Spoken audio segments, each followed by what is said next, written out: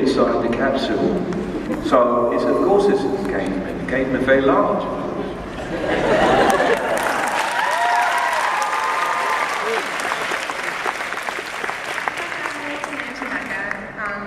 Also met 4 of the 5, there we go, of you guys before. Thank you, Nick, for doing the Snoopy dance for me.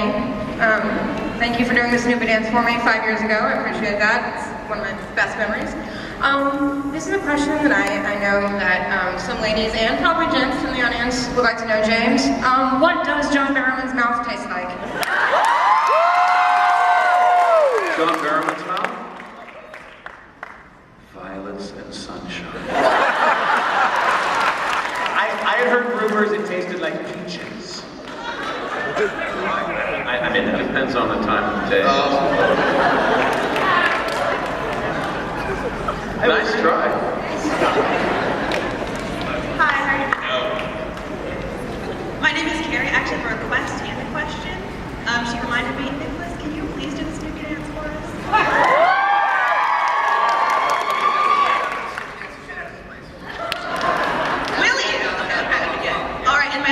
Is, if you could play any other character on the show, who would it be?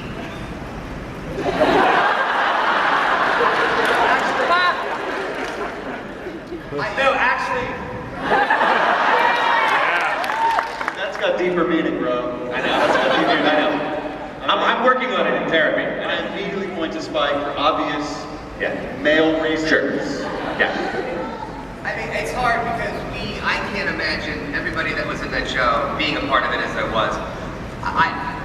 I say Spike because outside of Xander, he was my favorite character on the show, especially with our stuff together. I just thought it was really wonderful.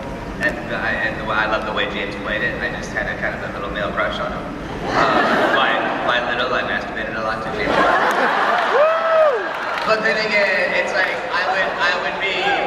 I would also be, I would say yesterday that I really like Emma's breasts, so I would be Emma so that I could just look at my breasts a lot in the mirror.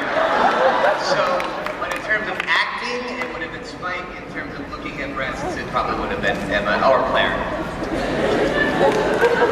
How many children do we have in the audience today?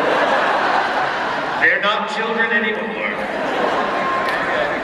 I actually got to, part of the way I got on the show was I did a casting workshop with Lonnie Hammerman, and she brought in scenes from the show, and I got to be Spike in the scene, and it was awesome, but her note was, you need to be more dangerous.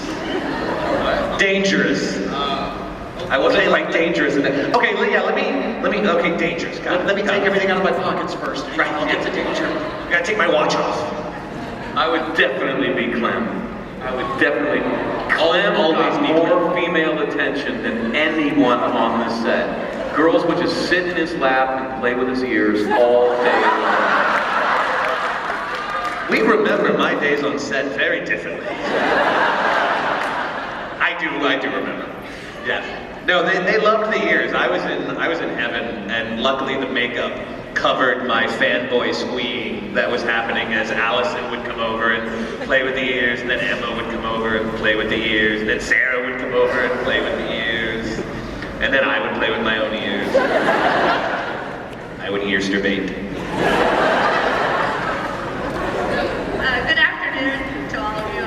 I've enjoyed all of your work. This is a two-part. I can't try to embarrass you because I embarrassed my daughter yesterday when I told Nicholas that he was on my list. And she was like, He's on all of our lists. I know, right? But this is a two-part. First, I want to know what's the biggest prank that you played on each other? And then, James, I would love it. I know it's from Angel, but if you would say, "Wee little puppet man." You're a wee little puppet man.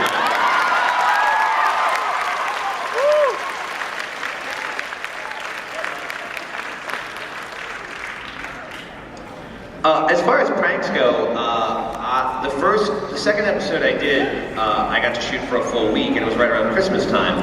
And again, Allison loved messing with the ears, so on my last day of shooting before the little break, the makeup guy, when they took me out of makeup, and there was a little Christmas party, and they took me out and they took the ear and they messed with the edge so it looked like it had been ripped off, and they covered it in fake blood and put it in a Christmas present.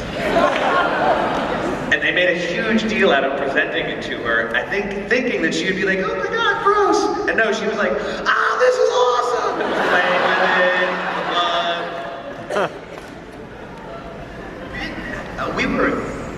We had a line producer named Gareth Davies that did not want any fun at all. He wanted to make our day, which we usually didn't. We would shoot for 16 hours. The only thing I ever did on a set was the pilot of Kitchen Confidential. John Cho and I had some time off, so we wrapped Cooper's car in toilet paper. And I mean, that's just it. I mean, we just did not have time, and we didn't want to be yelled at. You know, sometimes Joss would be kind of like in a playful mood, sometimes he would not be in a playful mood. He just kind of wanted to keep the set copacetic.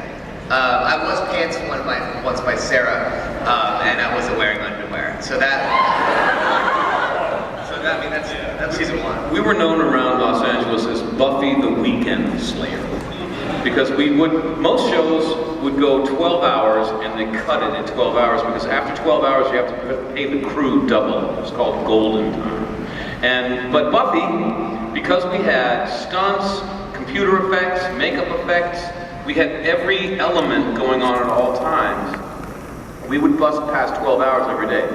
12 hours was unheard of. We never went just 12. It was 14, 16, sometimes 20 hours a day. So there was not a lot of time for pranks, unfortunately. People just wanted to try to get the pages. And also, I was even more boring than anyone else. Like, at least you would joke. You know, like if they after cut, then you'd say something funny. Whereas me, like I finally went to Joss one time and I said, I'm never in the highlight reel that you show at the cast party, where everyone's being so funny. And I'm like, well, don't you like me? And he's like, no, I like you fine, it's just you're boring.